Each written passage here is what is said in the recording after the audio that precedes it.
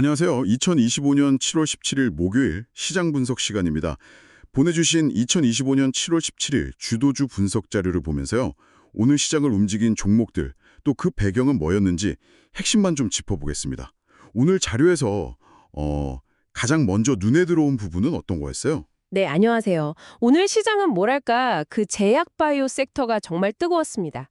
자료 보시면 아시겠지만 상한가, 그러니까 하루에 오를 수 있는 최대치죠. 30%까지 오르거나 아주 높게 상승한 종목들이 꽤 보이는데 대부분이 제약 바이오 관련 이슈를 안고 있었어요. 이런 종목들 움직임만 봐도 오늘 시장 분위기가 어땠는지 좀 감이 오실 겁니다. 아, 정말 그렇네요. 자료 딱 앞부분부터 국전약품하고 제넥신이 바로 상한가네요. 국전약품은 자회사 항암제 공급 계약, 제넥신은 하반기 기대감. 그런데 현대약품도 25% 넘게 올랐는데 이건 국가신약개발사업.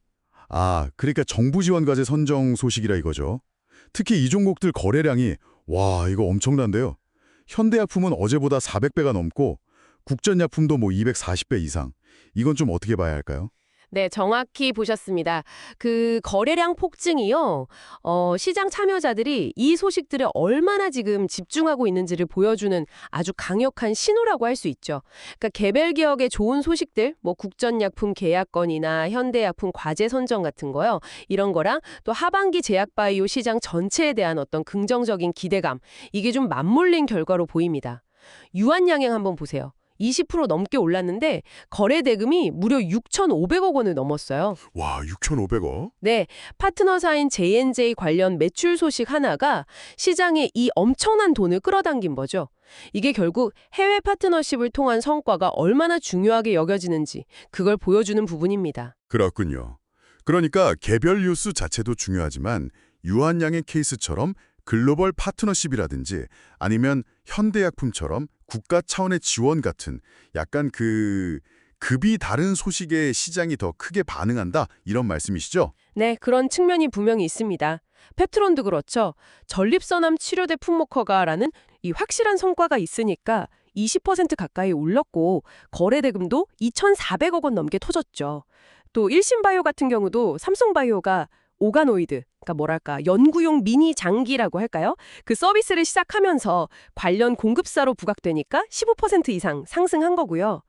그래서 이 5종목, 국전약품, 현대약품, 유한양행, 펩트론, 일신바이오, 이 종목들이 오늘 자료에서 딱 주도주로 꼽힌 이유가 바로 이런 강력한 모멘텀들 때문입니다. 확실히 제약바이오 열기가 대단했네요. 그럼 이 열풍 속에서 혹시 다른 분야의 움직임은 좀 없었나요? 있었습니다. 있었고요. 예를 들어 센즈랩 같은 경우 AI 기반 보안 기술 관련해서 미국 특허를 그것도 3건이나 동시에 등록했다. 이런 소식이 나오면서 16% 넘게 급등했죠. AI 보안주로 딱 주목을 받은 거고요. 오, AI 보안이요? 네. 그리고 반도체 쪽에서는 YC. 이 종목은 엔비디아 관련 소식도 있었고 또 삼성전자나 SK 하이닉스 목표 주가가 올라갔다는 그런 긍정적인 뉴스들이 좀 복합적으로 작용하면서 13% 이상 올랐습니다. 반도체도 여전히 관심이 뜨겁군요. 그렇죠. 또 일동제약 같은 경우는 이제 비만 치료제에 대한 기대감 이걸로 움직였고 스튜디오 미르는 그 소위 한한령이라고 하죠. 중국 내 한류 콘텐츠 제한 조치 이게 좀 풀릴 수도 있다는 기대감으로 또 움직였어요. 자료에 나와 있는 키워드들 있잖아요. 해시태그 바이오, 해시태그 공급, 해시태그 AI, 해시태그 신약, 해시태그 반도체 이런 것들이 오늘 시장의 이런 다양한 테마들을 잘 요약해주고 있는 거죠. 와, 정말 정신없는 하루였네요. 정리해보면 오늘 2025년 7월 17일 시장은 확실히 제약 바이오 섹터가 주도를 했고 그 안에서 국전약품, 현대약품, 유한양행, 펩트론, 일신바이오 이런 종목들이 각자의 호재와 산업 전반의 기대감을 등에 업고 시장을 이끌었다. 그러면서도 AI나 반도체, 컨텐츠 같은 다른 테마들도 각자의 스토리를 가지고 움직였다. 이렇게 볼 수 있겠군요. 네, 맞습니다. 오늘 저희가 짚어본 내용들이 시장의 어떤 큰 흐름, 그리고 개별 종목들의 동력을 이해하시는데 조금이나마 도움이 되었으면 좋겠습니다. 물론 보내주신 자료에서도 계속 강조하고 있지만 이 분석은 어디까지나 투자를 위한 참고 자료일 뿐이고요. 최종적인 결정과 그 책임은 투자자 본인에게 있다는 점, 이건 꼭 기억해 주셔야 합니다. 네, 그 점은 항상 유의해야죠. 그리고 마지막으로 한 가지 좀 생각해 볼 만한 점을 던져드리고 싶은데요.